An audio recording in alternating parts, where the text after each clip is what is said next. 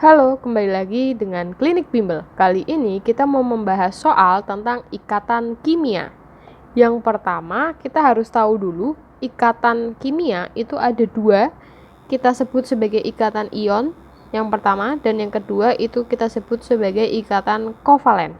Untuk ion itu terbentuk jika unsur logam berikatan dengan non-logam, atau bentuknya nanti kation dengan anion gitu ya. Sedangkan kalau kovalen itu non-logam dengan non-logam. Misalkan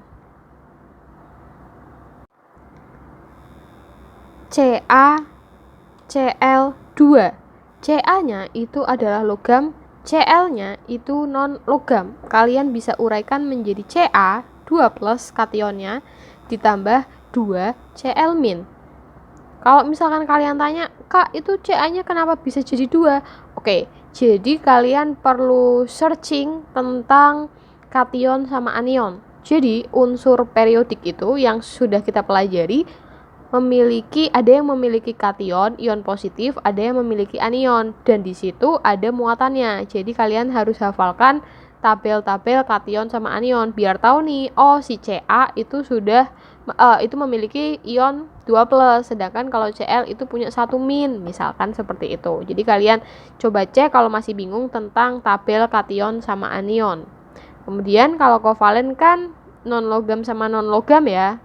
Contohnya H2O. Nah, mereka itu non-logam sama non-logam. Sampai situ paham? Oke, kalau paham, berarti untuk menjawab soal nomor 1 yang dapat membentuk ikatan kovalen, kita coret yang ada logamnya ya.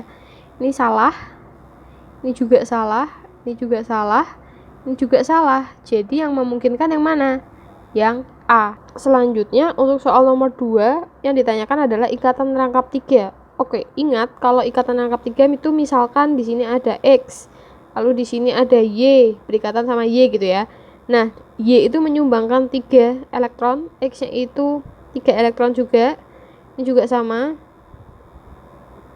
Ya. Sehingga ini kita sebut nanti sebagai ikatan rangkap 3 karena masing-masing berikatan 3.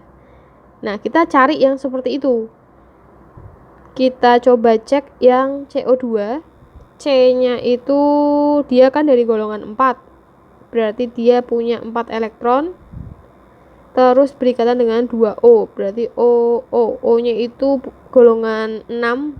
Jadi dia punya 6 elektron dan membutuhkan kita tulis saja 2, 3, 4, 5, 6. Itu 2, 3, 4, 5, 6. Oke. Nah, masing-masing unsur itu akan mencoba untuk menjadi oktet atau berikatan sampai 8 elektron agar stabil. Ya, ada beberapa pengecualian ya kayak misalkan dia cuma bisa maksimalnya 6 seperti itu. Nah, tapi di sini O-nya dia akan membentuk 8. Kemudian ikatan dari si elektron O sama elektron dari C itu hanya masing-masing menyumbang 2 sehingga hanya ikatan rangkap 2. Makanya A itu salah. Sekarang kita coba random yang E. C-nya ada 2. Ikatannya golongannya itu golongan 4. Berarti anggaplah ini kita mau membentuk ikatan rangkap 3 ya. Coba ya, bisa apa tidak? Seperti ini.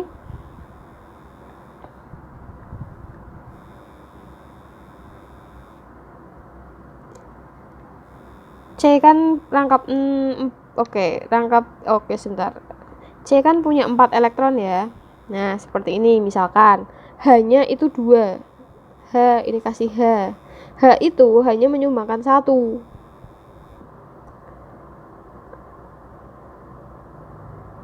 Maka dari sini kan kelihatan ya, berarti nanti dia akan membentuk ikatan seperti ini. Kita contohkan, kita gambarkan ulang. Misalkan C-nya 1, 2, 3. Ini ada 1 gitu ya. Kemudian C yang 1 kita simbolkan silang aja. Nah, seperti ini. Lalu ini berikatan dengan H. Ini juga berikatan dengan H yang sendirian. Lalu mereka akan berikatan. Jadi akan terbentuk rangkap 3. Maka jawaban E itu benar. Selanjutnya kita coba nomor 3. S itu 16. S itu golongan 6 kalau tidak salah. Ya, S itu golongan 6. Berarti dia akan punya 6 elektron. Kita misalkan 1, 2, 3, 4, 5, 6. Kemudian O-nya ada 3, berarti ini O, ini O, ini O. Misalkan titik gitu ya. Nah, pas nih. Mereka punya 4, 6. O-nya itu punya 6 elektron ya. 1, 2, 3, 4, 5, 6. 1, 2, 3, 4, 5, 6. Nah, artinya yang terbentuk itu adalah kovalen tunggal, itu benar. Oh, bukan kovalen tunggal. Sorry. Kovalen rangkap 2. Yang ada kata-kata rangkap 2-nya itu benar. Kemudian, apakah dia kovalen koordinasi?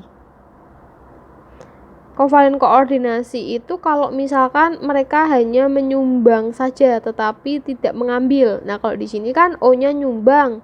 Kemudian S-nya juga ngambil ya. 1, 2, 3. Oh, sebentar. Gini teman-teman. O itu akan membentuk 8 elektron biar stabil. Berarti seperti ini. Nah, jadi itu adalah kovalen rangkap 2. Nah, untuk yang S itu dia kan hanya mengambil 8 elektron, ya kan? Artinya apa? 8 elektron itu berarti punyanya dia itu udah 6. Tambah 2 lagi aja, udah menjadi 8. Tuh 2, 3, 4, 5, 6, 7, 8. Sehingga apa? Si S ini yang bagian sini sama bagian sini cuma memberikan. Jadi tidak mengambil. Maka akan terbentuk kovalen koordinasi. Jadi nanti seperti ini simbolnya. S dia memberikan kepada O seperti ini simbol koordinasi ya. Nah, maka akan terbentuk seperti itu. Yang ini rangkap 2 ya, berarti kayak gini. Maka yang benar adalah ikatan kovalen koordinasi dan ikatan kovalen rangkap 2 dadu. Selanjutnya untuk nomor 4, senyawa ion. Ion itu berarti logam berikatan dengan non-logam. Kita cari yang ada kation sama anionnya ya. Ini bisa kita ubah menjadi Na plus sama Cl min. Berarti ada kation anion. Ini juga H plus sama Cl min. Sementara kita tangguhkan dulu. Kita cek lagi yang lain. Ini ada 2O berarti kovalen. Lalu MgCl NH3. NH3-nya nggak bisa. Berarti ini bukan. Lalu ini juga nggak bisa. Kemudian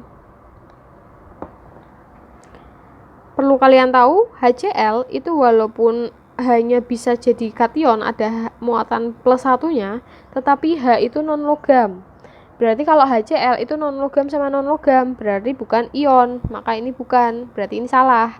Sehingga jawaban yang memungkinkan itu adalah dadu untuk nomor 4 D.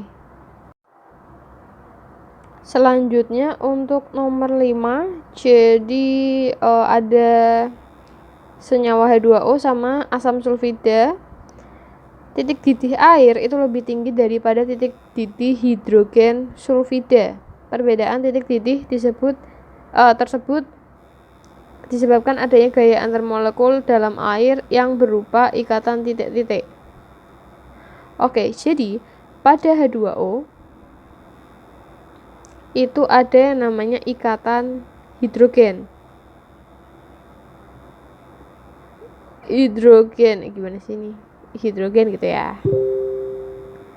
Sedangkan pada H2S itu tidak ada ikatan hidrogennya. Loh, kok bisa? Soalnya kan padahal ada H-nya gitu kan. Oke, jadi ikatan hidrogen hanya terjadi pada atom H berikatan dengan VON. V, fluor, oksigen, sama nitrogen. Nah, H2O hanya berikatan dengan O, maka dia ikatannya hidrogen. Sedangkan kalau H2S berikatan dengan S, tidak masuk ke dalam bond ini. Sehingga akan mengakibatkan titik didih sama titik leleh sebenarnya yang berbeda. Maka nomor 5 jawabannya adalah C.